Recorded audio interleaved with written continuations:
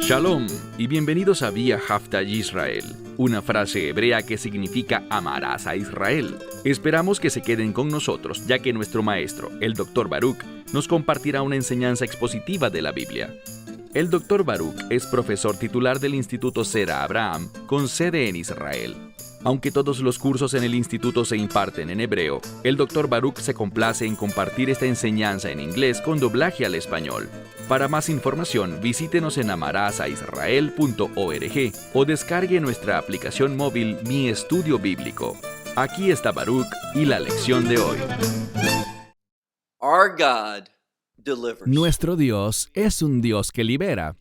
Cuando tomamos este libro, vemos una y otra vez que cuando los hijos de Israel se metían en problemas, Dios se movía de acuerdo a sus promesas de pacto para liberarlos, para darles una prueba de su poder salvador.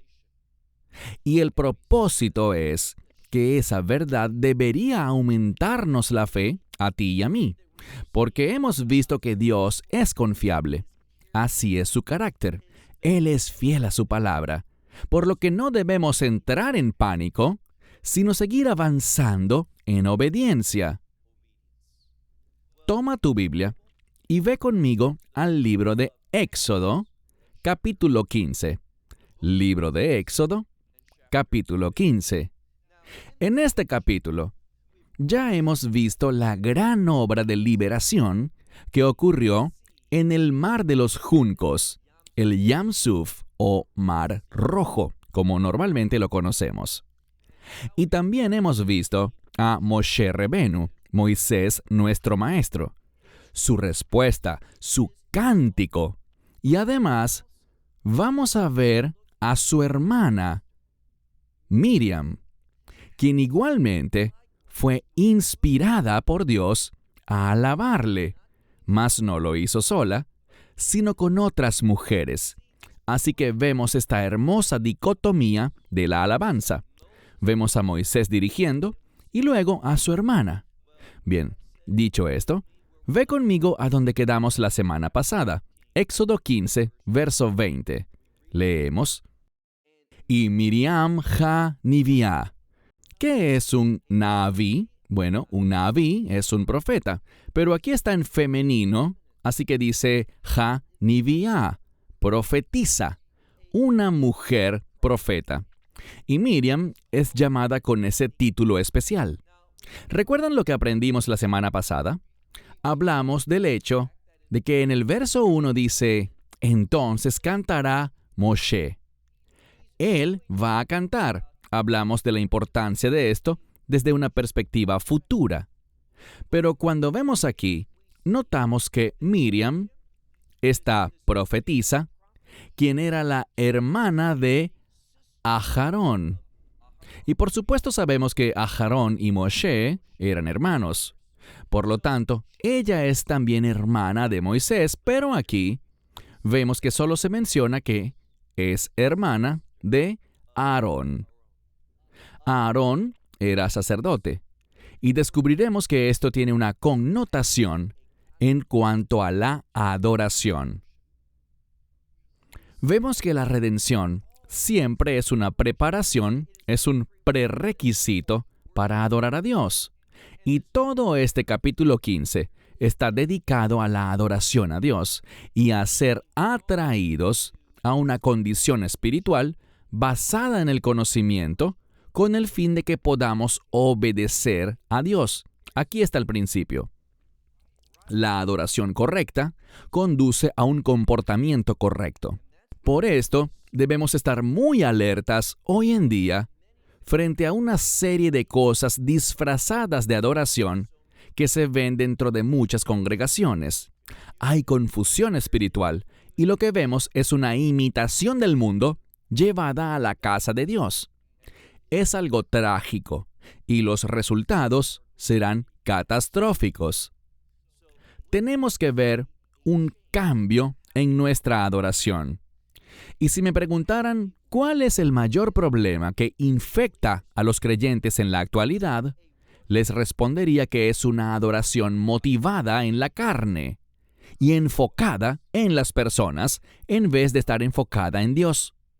Y además, un notable menosprecio en cuanto a nuestro concepto sobre quién es este santo, este justo, Yeshua, y cómo debemos relacionarnos con él. Leemos aquí una vez más, verso 20.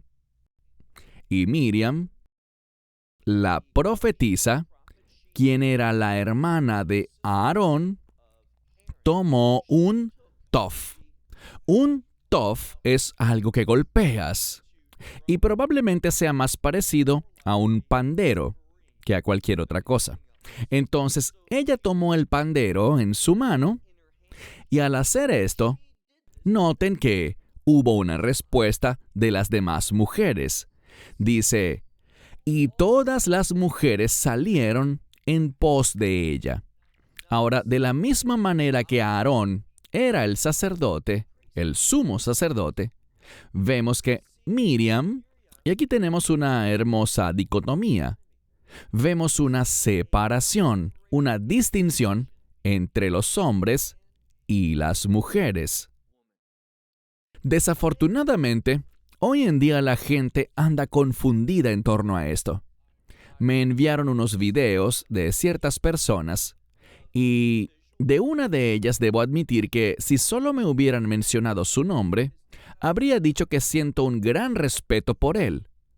Pero al escuchar sus respuestas frente a varias preguntas, me sentí sorprendido.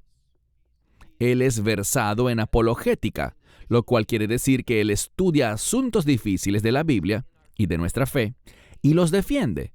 La apologética consiste en la defensa de la fe, y yo admiro eso. Necesitamos gente entrenada para cumplir con ese rol. Pero la pregunta que le hicieron tenía que ver con transgenerismo. Y su respuesta fue, bueno, simplemente acepta al Mesías, invítalo a tu vida, y él lo pondrá todo en orden.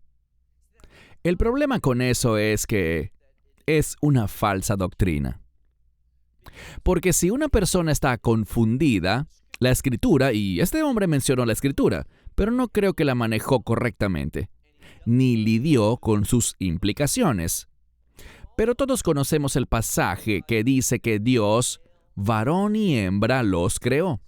Dios no se equivoca. Dios no creará a una persona que es un niño atrapado en el cuerpo de una niña y que tendrá que moverse hacia eso. Otro de los asociados de este experto en apologética decía, ¿saben? Todos estamos en un viaje, todos moviéndonos de un lugar a otro. Y quizás el caso de estas personas se trate de lo mismo. Esto es ridículo. Esta es una confusión fundamental. Dios creó al ser humano masculino y femenino. Por lo tanto, si alguien quiere cambiar eso, en la raíz lo que hay es rebeldía. Y este asunto está captando gran atención porque está arraigado en una fuerte rebeldía contra Dios. Dios dice, yo te he creado hombre, pero él responde, no, yo seré mujer, y no te atrevas a decirme pronombres masculinos o decirme él. Ridículo. Cuando una persona está confundida sobre su sexualidad, lo que eso manifiesta es un problema espiritual extremo. Y si alguien te dice, tranquilo, Dios te acepta como eres. Claro que Él nos acepta pecadores, pero hay un prerequisito. No basta decir, oh, yo te acepto, Dios. El prerequisito es el arrepentimiento. Y eso empieza justo aquí. Es una condición del corazón, que es la manera como la Biblia llama a nuestra mente. Debemos entender que es imposible que una persona que esté practicando el pecado que sea, diga, bueno, yo simplemente estaré cómodo y en paz con esto. Esto es lo que soy, y voy a aceptar al Mesías. No. Debemos decir, Dios, soy un pecador. Estas cosas están mal. Estas cosas en mi vida no cuadran con la Escritura, y por tanto debo confesar mis pecados. Cuando hacemos eso, Él nos perdonará. Él obrará ese cambio en nuestra vida. Ahora, no estoy diciendo que este sea un problema espiritual distinto, porque los problemas espirituales, los pecados, se manifiestan en una multitud de maneras. El transgenerismo es una de ellas. Pero debemos señalarla también y decir que es pecado. Es una confusión, un rechazo al orden de Dios. Es rebeldía. Ahora, todos comenzamos igual. Dios nos acepta, pero debemos confesar nuestros pecados. No solo decir, Dios, acéptame como soy con todos mis pecados. Yo no voy a cambiar ni reconocer que esto está mal. Ese es un falso evangelio. Yo no solo creo esto, sino que estoy total y completamente seguro. Cuán importante es el arrepentimiento, y eso comienza cuando reconocemos el pecado. Así que vemos esta hermosa dicotomía. Vemos a Aarón, el sumo sacerdote, un líder, y ahora vemos a Miriam, su hermana, dirigiendo a las mujeres. Todas las mujeres salieron tras ella, y también tenían estos panderos, y adoraban a Dios, como dice aquí, con danza. Vemos esta separación. Cuando estudiamos el regreso del Mesías, en Zacarías capítulo 12, cuando Israel reconocerá y responderá ante él, ¿qué pasará? También habrá una dicotomía entre los hombres y las mujeres, mediante el lamento, que también es una forma de adoración, es una forma de arrepentimiento y contrición. Hay una hermosa diferenciación entre el hombre y la mujer. Confundirnos en ese aspecto implica serios problemas espirituales. Verso 21. Y Miriam les respondía, ¿cómo? Leemos. Cantaban ante el Señor porque, y esta palabra tiene que ver con un orgullo piadoso. Tiene que ver con regocijarse en Él, estar orgullosos de Dios, porque Él es el vencedor y nosotros compartimos su victoria. Así que ella les respondió, Miriam, y cantaron ante el Señor, porque Él ha triunfado, dice la mayoría de las Biblias. Y así es, pero esta es su respuesta con orgullo por lo que Dios ha hecho. ¿Y qué ha hecho? Caballo y jinete ha echado al mar, los ha levantado y los ha arrojado al mar. Entonces Miriam está dirigiendo a las mujeres, y solo a las mujeres, adorando y alabando a Dios por esta victoria en el Mar Rojo. Verso 22. Luego de la adoración, noten que Moisés convocará a los hijos de Israel para que se muevan, para que viajen, para que vayan. Y es muy importante que lo notemos. Verso 22. Vayasá Moshe et Yisrael. Cuando veo la palabra vayasá, sé que no significa él viajó. Algunos pueden leer esto y decir, Moisés viajó con Israel, pero no es lo que dice, porque el verbo aquí, vayasá, está en Jif'il. Si hacen un curso de hebreo, sabrán lo que esto significa. Es el modo causativo. Entonces Moisés, él causó que ellos viajaran. En otras palabras, él dirigió. ¿A quién? A Israel. Desde el mar de los juncos, el Mar Rojo, y viajaron al desierto de Shur. Y viajaron 3 días dentro del desierto. Esto es importante porque el número 3 tiene que ver con manifestar algo, documentar algo. Y recuerden, cuando estudiábamos capítulos atrás en el libro de Éxodo, ellos hablaban de este viaje de 3 días.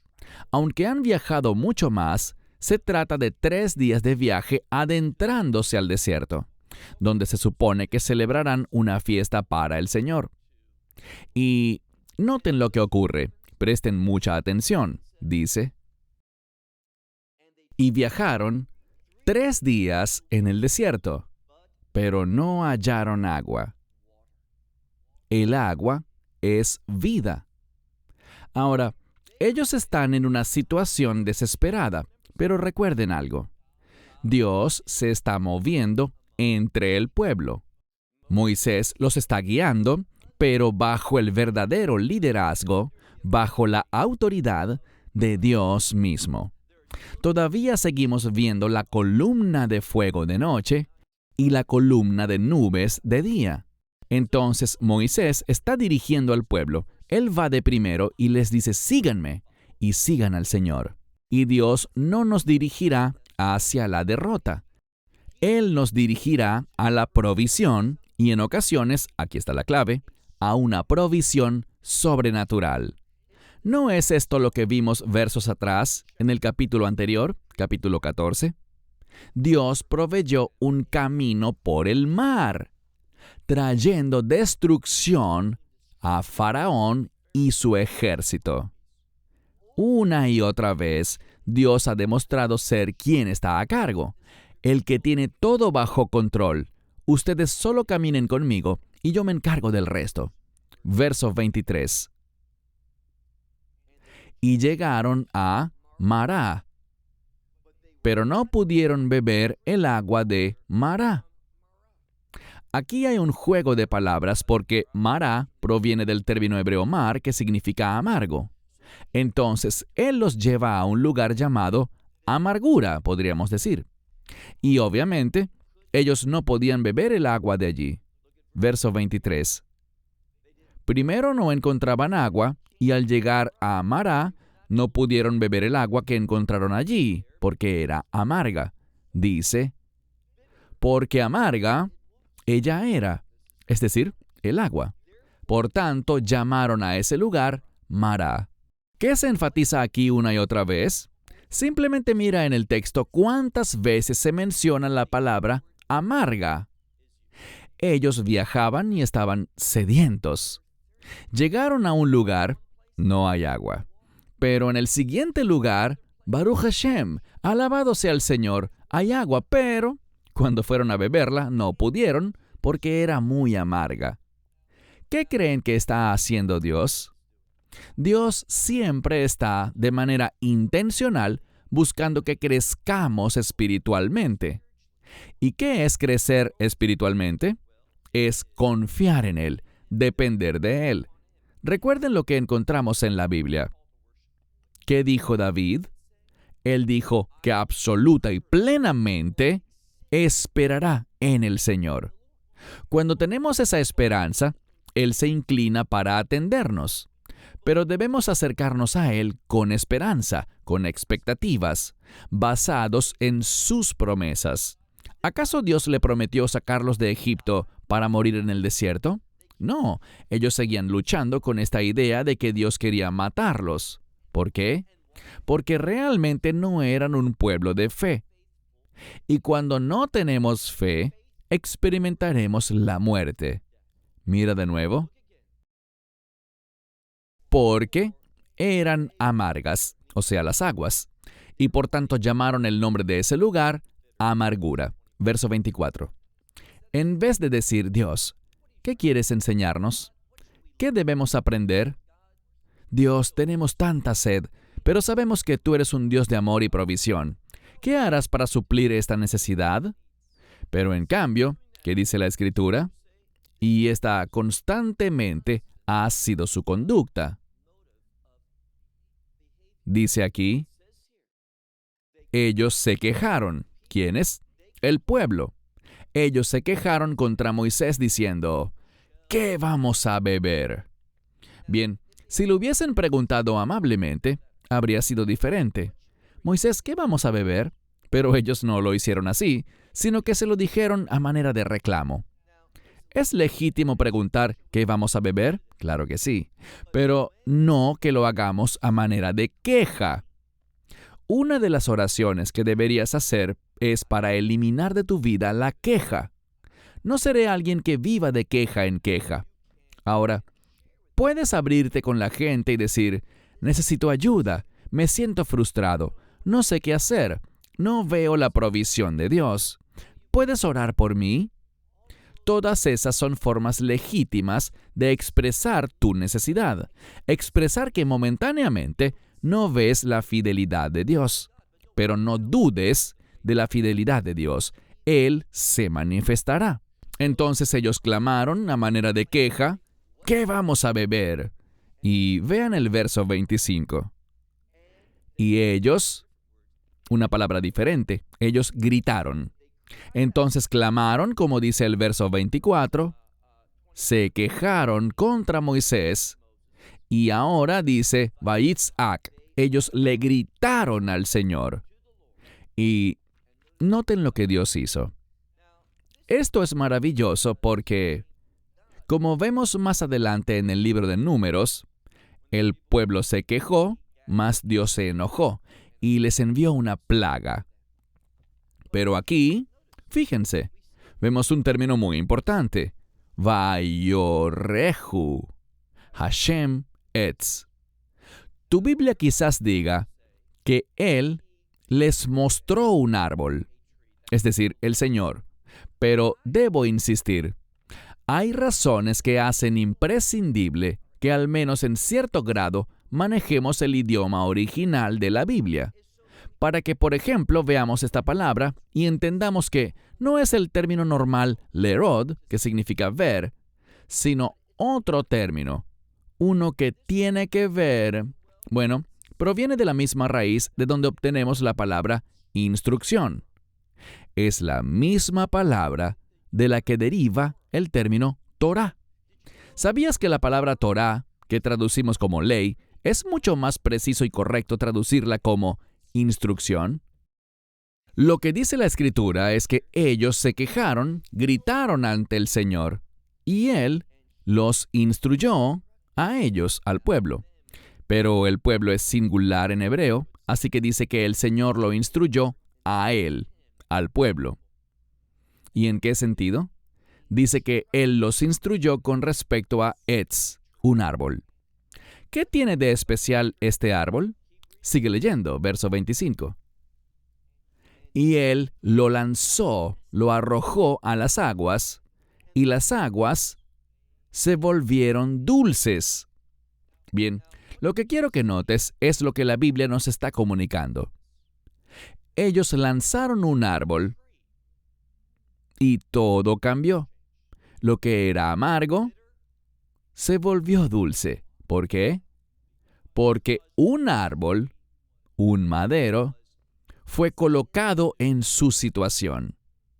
Espero que puedan comprender esto porque el agua es sinónimo de vida. Y cuando nosotros, naturalmente, llegamos a una situación y nos comportamos en lo natural, se manifestará un nivel de amargura. Los hombres y las mujeres, los seres humanos, cuando se nos deja de nuestra cuenta y respondemos, lo que produciremos será amargura. Es el resultado natural.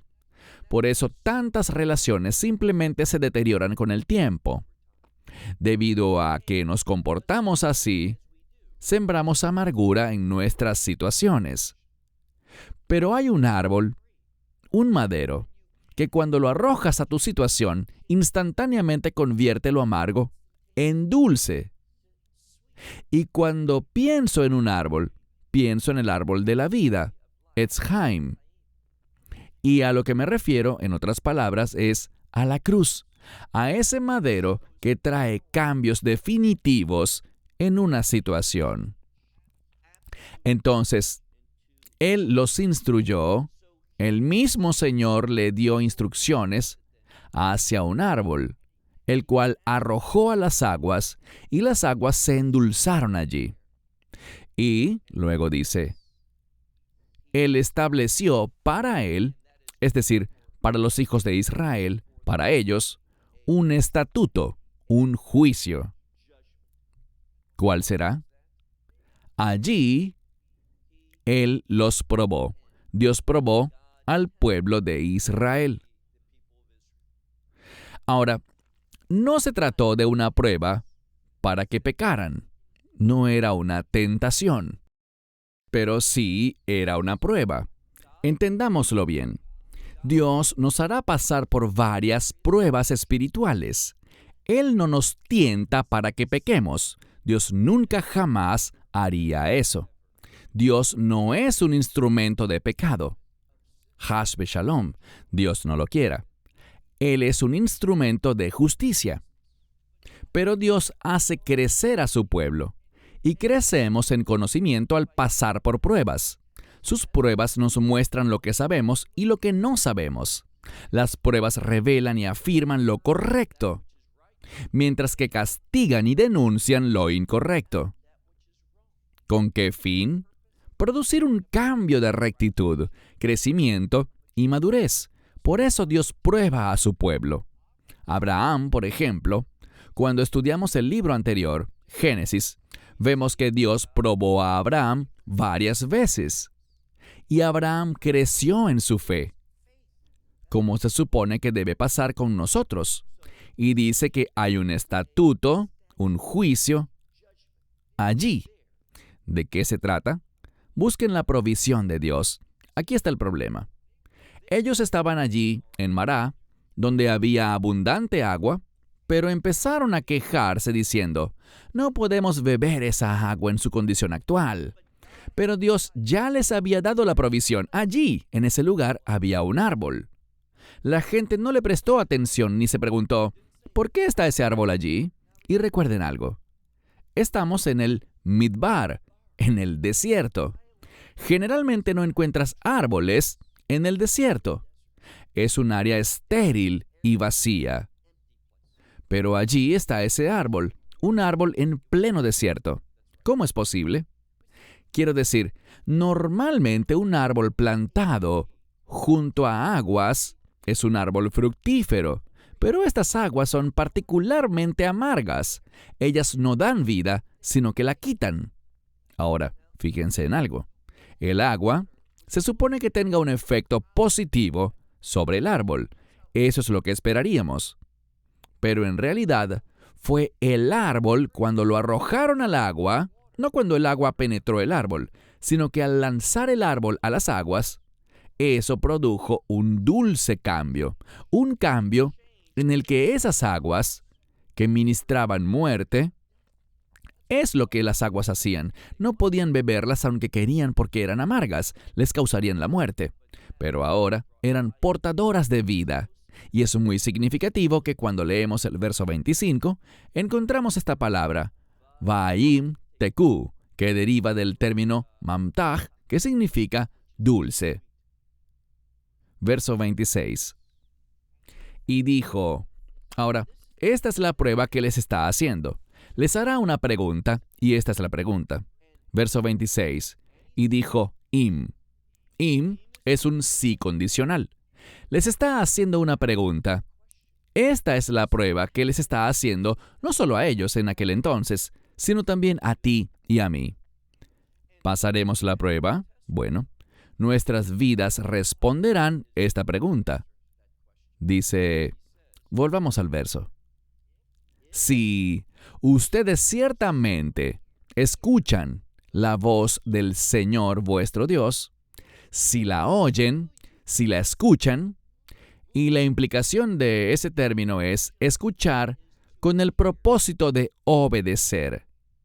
Es la palabra Shema. Recuerden, Shema siempre exige una respuesta. No cualquier respuesta, sino una respuesta específica. Entonces, si nosotros escuchamos, si oímos y respondemos la voz del Señor vuestro Dios, y lo correcto, la frase es Veja Yeshar. La palabra Yeshar es correcto o derecho. Y aquí aparece el artículo definido, que es la palabra lo. Entonces habla de lo correcto, lo que está derecho. Si aquello que es lo correcto, ante los ojos o ante sus ojos, literalmente dice Vei Inav, en sus ojos, ustedes hacen, dice, y si inclinan su oído a sus mandamientos. Bien, este término es simplemente un término diferente para escuchar. Les he dicho anteriormente que existen 3 palabras principales que significan escuchar. Lishmoa significa oír, pero lo que se oye va acompañado de un deseo de responder. Tú escuchas y luego respondes, de una manera específica y particular. Además, tenemos la ashiv, que significa oír algo, pero esta vez sin exigir una respuesta. Y en tercer lugar está lehazim, que viene de ozem, oreja. Según los eruditos, esto implica oír, pero poniendo algo en el oído de alguien. Y eso significa que necesitas acercarte. Y el propósito es tener intimidad. Lo que Dios está diciendo aquí es que si oyen con el deseo de responder adecuadamente, si aquello que es correcto, derecho, apropiado, ante sus ojos, ustedes hacen, y si ustedes escuchan con el propósito, el objetivo de acercarse a Dios por medio de sus mandamientos, y si guardan todos sus estatutos, noten lo que dice. Es una promesa, es una prueba. Si ustedes hacen esto, ¿entonces qué? Él dice, ko ha mahalá, toda enfermedad. Y de nuevo, la Biblia está llena de promesas. Y cuando te topas con una promesa, debes escribirla. Ten a la mano una libreta y escribe esa promesa y repásala frecuentemente. Memorízala. Aprende el capítulo y el verso donde se encuentra, porque Dios ama cuando nos aferramos a su palabra. De eso se trata la fidelidad. Eso es lo que nos hace crecer y madurar. Entonces dice, si hacen estas cosas, si lo correcto ante sus ojos hacen, si oyen su palabra, mandamientos, instrucciones y estatutos, dice, entonces toda enfermedad, o más bien lo que dice es, ninguna enfermedad de las que puse en Egipto pondré sobre ustedes. Ninguna de esas enfermedades, y el término también podría entenderse como plagas, ninguna de estas enfermedades con las que afligí a Egipto serán parte de su experiencia. ¿Por qué? Final del verso 26. Ki ani Hashem rof eja, porque yo soy el Señor, su sanador. Rofei, en hebreo moderno, significa doctor, médico, que proviene de la raíz que significa sanador. Por lo que podemos traducirlo como lo hace la mayoría de las Biblias, yo soy el Señor, tu sanador. Eso es lo que Dios hace de manera absoluta. Y quiero gritar eso. Dios te quiere sanar. Él quiere traer sanidad, restauración y plenitud a cada aspecto de tu ser. Pero, ¿qué vemos aquí? Vemos que eso es un resultado de la obediencia a sus mandamientos. Pero debemos tener mucho cuidado con esto. Significa que cada vez que yo tengo una enfermedad, una dolencia o problemas de salud en mi vida, ¿se debe a la desobediencia? Yo no he dicho eso. Pero uno debe explorar esa posibilidad. Entendamos algo. Nosotros estamos viviendo en un mundo que ha sido afectado por el pecado, manchado por el pecado. Y parte de las consecuencias de ello son las enfermedades, dolencias, la influencia demoníaca y todas esas situaciones adversas. Eclesiastés dice que tiempo y ocasión acontecen a todos. Así que si vivo lo suficiente, probablemente me toparé con enfermedades en este mundo, porque las enfermedades están aquí. Dios no está diciendo que Él obligatoriamente hará que evitemos cualquier tipo de mal. Él usa el término, yo soy tu sanador. Eso tiene que ver con el que quita lo malo. Hay dos cosas que pueden pasar. Él puede guardarnos de la enfermedad o Él puede sanarnos si nos enfermamos. Ambas cosas se están enseñando aquí. Si lees el verso dice primero, ninguna enfermedad pondré sobre ustedes, pero luego dice, yo soy el Señor, tu sanador. La sanidad es parte de la experiencia. Verso 27, el último del capítulo. Y ellos llegaron, este es Israel, el pueblo, ellos llegaron a Elim. Y allí descubrimos algo. Habían 12 pozos de agua. Esto es importante por la presencia de este número, 12. Siempre que veas el 12 en la Biblia, debemos pensar en Israel. Todo lo que hemos leído tiene propósitos de brindarnos instrucción. Cuando leemos esto, si solo lo lees como una lección de historia, te estás perdiendo de mucho.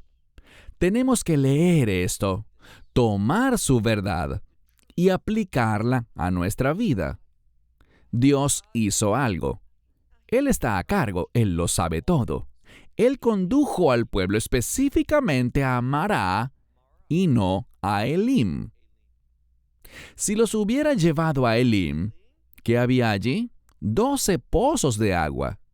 Una gran provisión. Pero ellos no fueron allí de inicio. ¿Será una confusión, un accidente, un giro incorrecto en el camino? Todo sucedió así por la providencia de Dios.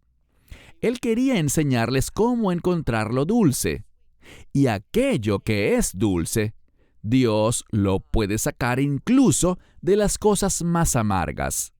No encontraremos solo aguas dulces, sino que vemos cambios, y esa es la lección que Él les estaba enseñando. Noten que Él pudo haberlos traído aquí desde un principio, pero no quiso hacerlo así.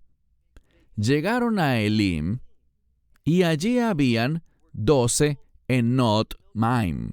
Manantiales sería una mejor traducción, porque un pozo es una fosa de la que sacas agua, pero esto habla de manantiales de agua, manantiales naturales o fuentes de agua. Y noten que no solo hallaron estos 12 manantiales, sino que más, y 70 palmeras. El número 70 obviamente proviene del número 7, que habla de santificación. ¿La santificación para quién? Bien, son 12 manantiales de agua, y el 12 significa los hijos de Israel. Dios quiere hacer algo. Dios quiere santificar a su pueblo. Él quiere tomar a su pueblo, a esas 12 tribus, representadas en esos 12 manantiales. Y allí hay 70 palmeras, el 70 que representa la santificación, la pureza. Se supone que nos relacionemos con eso, que manifestemos eso, que documentemos todo lo que tenga que ver con santidad. Habían 12 manantiales de agua y 70 palmeras. ¿Y qué hicieron ellos? Noten lo que Dios hizo. Él hizo que acamparan allí junto a las aguas. De nuevo, Dios pudo haberlos traído a este lugar maravilloso desde un principio, pero nunca habrían aprendido la lección de que Dios siempre tiene una solución. ¿Oíste eso? Dios siempre tiene la solución y usualmente la tienes justo allí, frente a ti. Ninguno de los hijos de Israel, ni Moisés, ni nadie entre ellos, cuando vieron ese árbol allí, y no se trataba simplemente de un pedacito de árbol insignificante. Etz mamash, un árbol entero, en el desierto, junto a aguas amargas. Eso no es normal, no es lo natural. Y Dios no es el Dios de lo natural. Él creó la naturaleza, pero su mismísimo nombre, Yud-Hei, Vav-Hei, habla de que Él trasciende lo natural. Y eso es lo que Él quiere ministrar a tu vida y a la mía. Cuando miramos alrededor, ¿qué debemos tener? Debemos tener la expectativa de la provisión de Dios. ¿Qué usará Dios que ya esté entre nosotros? ¿Qué será lo que Dios utilizará a nuestro favor? ¿Qué provisión celestial nos dará con el fin de que podamos vencer, de que podamos hallar el cumplimiento de sus promesas? Verán, ellos habían dicho, vamos a morir por estas aguas amargas. Dios les dijo, no es así. Simplemente corten ese árbol, échenlo al agua, y tendrán abundancia de agua dulce para beber.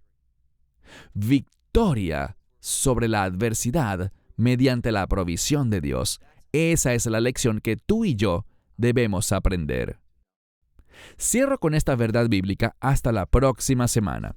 Que Dios te bendiga, que te haga crecer en sus estudios y madurar más y más, para que podamos caminar rectamente con el Señor, siendo instrumento de sus propósitos, siendo una vasija de su gloria, y siendo personas que son alabanza para Él. Es decir, que le adoremos, que le agradezcamos y que le alabemos cada uno de nuestros días. Hasta el próximo estudio. Shalom desde Israel. Shalom from Israel. Esperamos que te hayas edificado con el mensaje de hoy y lo compartas con otros. Te invitamos a seguir nuestros estudios cada semana por este canal y por el portal de YouTube de Amarás a Israel. También puedes descargar nuestra aplicación móvil gratuita, Mi Estudio Bíblico. Finalmente, para obtener más información sobre nosotros, visita nuestra web amarasaisrael.org, donde encontrarás otras conferencias de Baruch en audio, video y texto. Hasta el próximo programa. Que el Señor te bendiga en Yeshua HaMashiach, Jesús el Mesías, mientras caminas con Él. Shalom desde Israel.